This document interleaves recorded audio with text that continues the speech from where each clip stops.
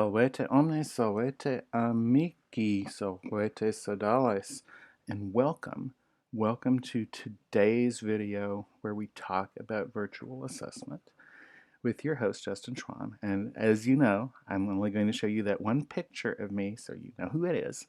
But I don't like to have that little talking head in the corner, and I realized a lot of you guys don't like that either. And you don't like it because all day long on Zoom, on Google Meet, on Schoology Conference, whatever platform you're using, if you're teaching remotely, you see little squares with people's faces, or worse, you see little squares with a name and nothing else. And that's tiring, and that's one of the causes of what they call Zoom fatigue. So that's one of the reasons why we will not have a little picture of me talking in the corner.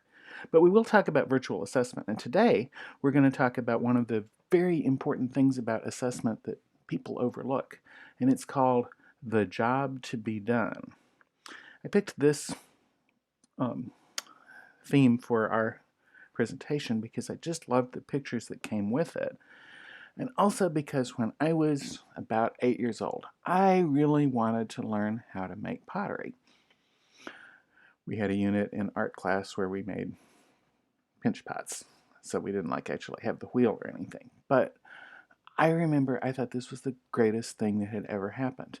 And I wanted to make the tallest pot that had ever been made. Well, it wasn't the tallest one that had ever been made, but it was tall. It was tall enough to be a pencil cup. In fact, it was so tall that you could drop a pencil down it and the pencil would get lost. You may wonder how I know this. But there was a job to be done, and I knew what the job to be done was. And then I was able to say, okay, well, how close did I get to the job to be done? Interestingly, Clayton Christensen, who was a professor at Harvard, developed this whole theory for businesses, and it applies to schools and other organizations too, called jobs to be done theory. And if you Google it, you'll find a whole bunch of stuff about jobs to be done theory.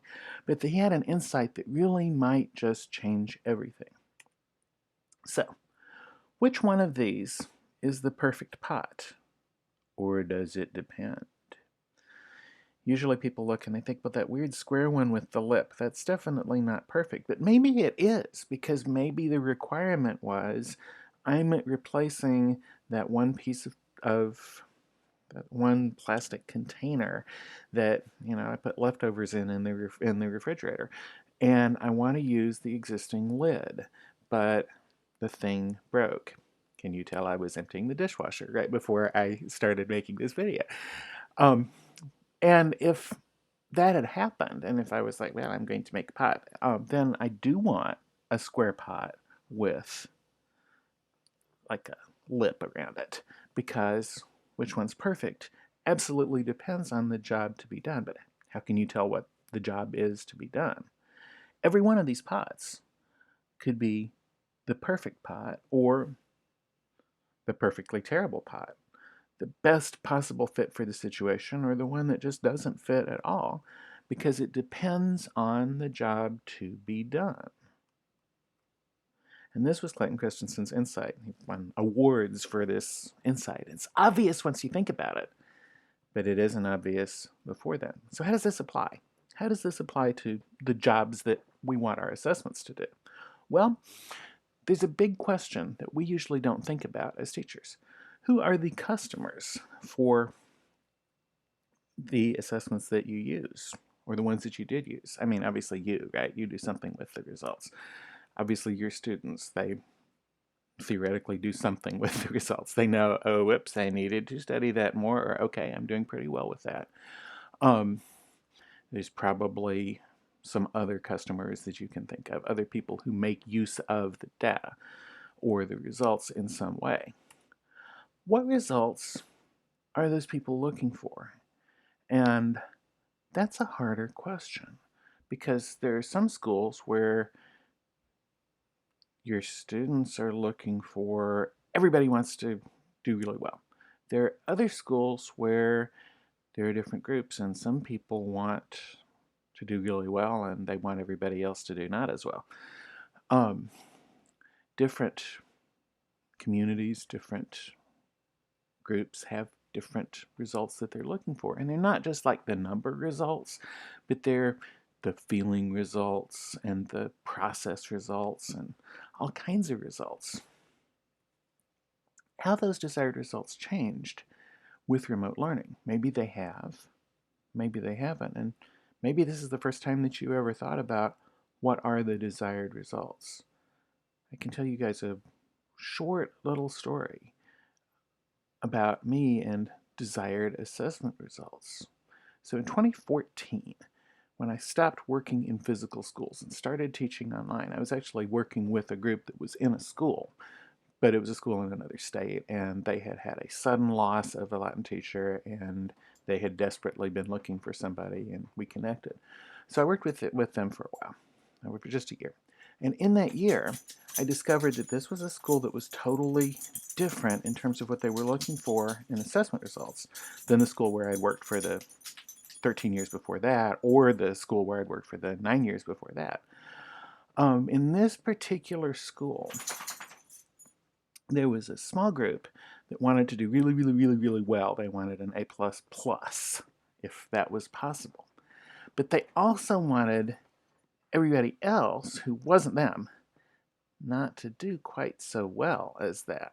And so if there were too many high grades going to the wrong sort of people, that was scary to them. Fortunately, I figured this out. It was also scary actually to the students who weren't in that A++ group. They didn't want to have that kind of a grade. They were afraid.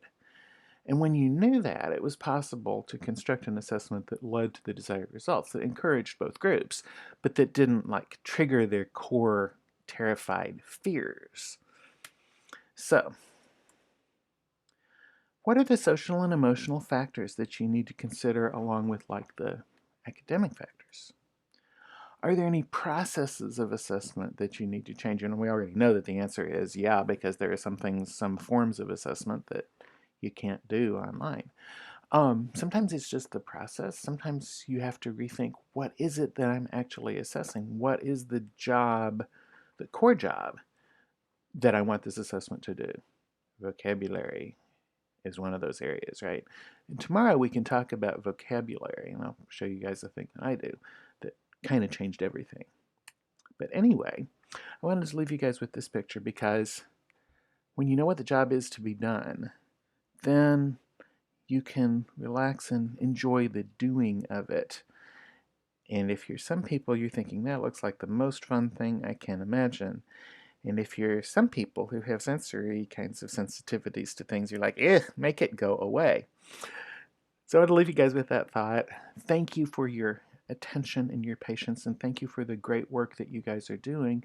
And we'll be back on Friday with another video, and we'll be getting really into the details of a particular job to be done that has to do with assessing vocabulary.